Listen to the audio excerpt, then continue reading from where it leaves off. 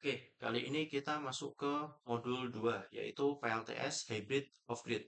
Nah, untuk PLTS Hybrid Off-Grid ini kita masuk ke standalone lagi. Hampir sama dengan yang off-grid, tapi nanti ada sedikit perbedaan di dalam sistemnya. Kita langsung saja. Nah, seperti modul 1 kemarin, jika ada file yang ada di sini, kita klik new lagi. Kita beri nama terlebih dahulu, modul 2, hybrid, bebas ini teman-teman mau diisi apa. Lalu klik new site lagi.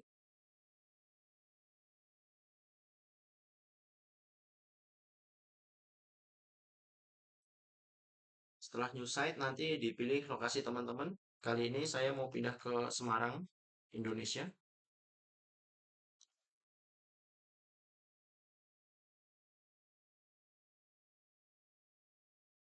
Nah, kecepatan untuk menentukan lokasi tergantung kecepatan internet teman-teman. Nah, di sini pilih ke Meteoronom 8.1. Jangan lupa diimport. Di sini juga masih sama menggunakan kWh meter persegi per mon atau per bulan. Kita oke, save. Oke, yes, save. Oke.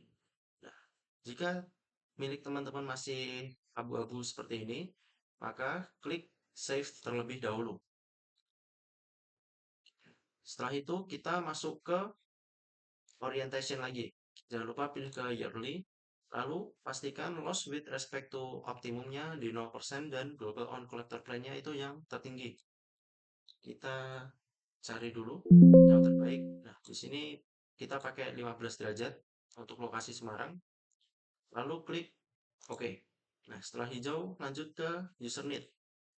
Nah, user need ini sama, kita menentukan beban-beban yang akan kita gunakan. Nah, di sini bebannya masih sama, minimal 5 dan untuk total daily energinya di 5.000. Di sini saya menggunakan lampu jumlahnya 15, TV-nya 3, kulkasnya 2, lalu other use-nya 2.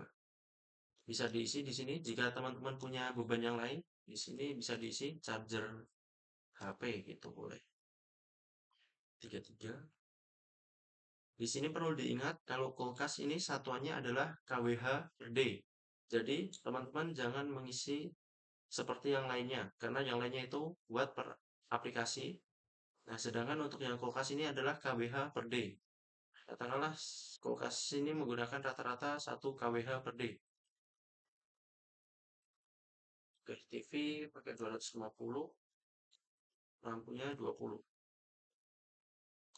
Lalu lanjut ke hourly distribution. Nah, hourly distribution ini adalah seberapa lama beban ini digunakan. Nah, untuk lampu semisal saya mau menggunakan dari jam 6 sore sampai ke jam 6 pagi.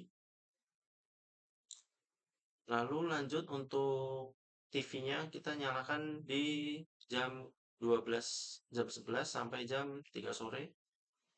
Jam 11 sampai jam 3 sore, lalu lanjut jam 9 malam sampai jam 11. Lalu untuk charger HP kita nyalakan per 2 jam saja. Di sini. Jadi nyalanya 2 jam 2 jam. Oke. Kembali lagi ke consumption. Di sini kita dapat di 11.402 Wh per day. Kalau minimalnya tadi kan di 5.000, jadi ini udah lebih. Setelah itu lanjut klik OK. Lalu lanjut ke sistem. Lalu pilih baterai. Baterainya kita pakai lead acid aja. Kita mau pakai merek bebas, teman-teman mau pakai merek apa? Di sini aku mau pakai merek Electrona. Electrona 12 volt 124 Ah. Nah, perlu diingat tegangan sistemnya perlu diubah ke 24 volt. Karena saat praktikum kita pakainya 24 volt untuk tegangan sistemnya. Oke, lanjut ke PV array. PV array kita pilih mereknya. Kita pakai MySolar dah. Teman-teman bebas mau pakai yang apa aja. MySun pakai yang 390 WP. Untuk select the control mode and the controller kita pakainya MPPT converter aja. Lanjut, pilih mereknya, AEG boleh. Kita pilih yang sesuai. Nah, kita pakai Schneider Electric MPPT 1440 watt 24 volt 60 ampere. Nah, sesuai dengan tegangan sistem kita. Nah, otomatis untuk number of module and string untuk PVR desainnya ini otomatis. Jadi ini tidak perlu diubah teman-teman, kecuali mau ditambah di sininya. Oke, setelah itu lanjut ke backup. Karena kita adalah PLTS hybrid off-grid, sehingga ada tambahan input untuk dijadikan sebagai beban. Kita use backup genset, lalu pilih gensetnya. Di sini aku pakai yang 1,5 kW aja, lalu pilih effective operatingnya. Nah, effective operatingnya aku pakai 1 kW aja. Nah, karena di sini masih merah, kita ganti untuk PPT-nya.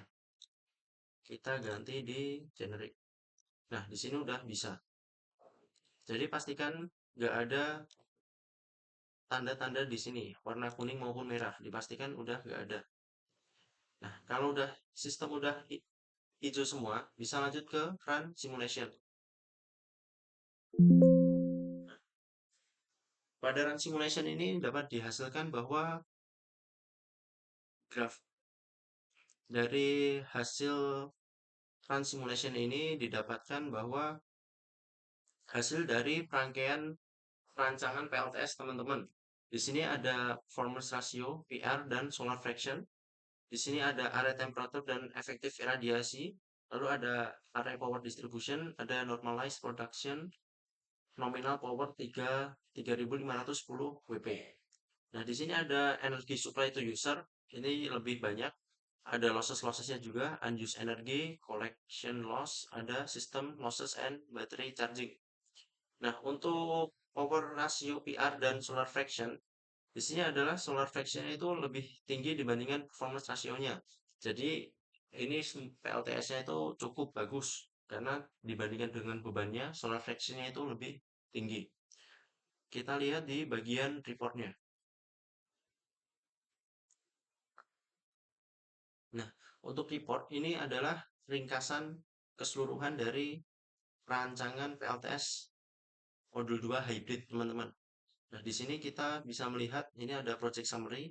Kita lokasinya ada di Semarang, Long Attitude ada lokasinya segini.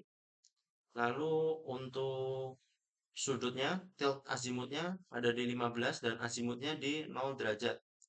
Untuk total panelnya kita pakai 9 unit dengan total 3510 WP. Dengan tegangan sistem 24 volt, lalu dengan kapasitas baterainya di 2232 Ah dengan baterai total 36 unit. Nah, di sini bisa lanjut aja terus. Ada PV array karakteristik, jadi jenis-jenis karakteristik PV yang teman-teman pakai. Di sini aku pakai Maisan Solar, jadi dengan daya maksimal di 390 WP, arraynya ada di 9 unit dengan konfigurasi 3 seri 3 paralel. Nah, di sini ada tegangan maksimal di 93 volt dan arus maksimalnya di 35 ampere. Ini bisa dianalisa teman-teman sendiri. Nah, di sini bisa dilihat juga untuk tabelnya, balance and main result.